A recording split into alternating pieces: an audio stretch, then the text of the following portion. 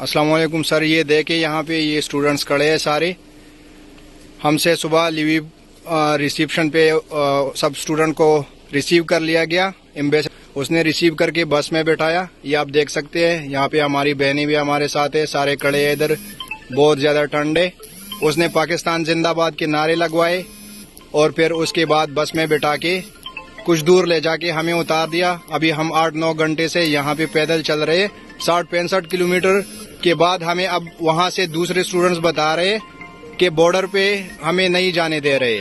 Ambassador call पे बता रहे पोलैंड वाला कि हम कोई हेल्प नहीं कर सकते, बॉर्डर क्रॉस करो सिर्फ रिसीव कर सकते।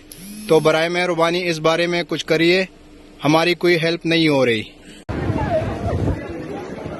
ये देखो, ये खालका का ट्रेन स्टेशन की सूरत हाल है। 3 घंटे से ट्रेन नहीं आई है। इतनी दुनिया इधर, ये देखो।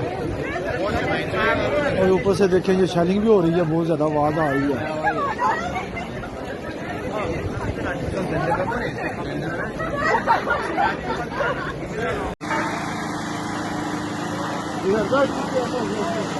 Ребят, эту страну не победить точно.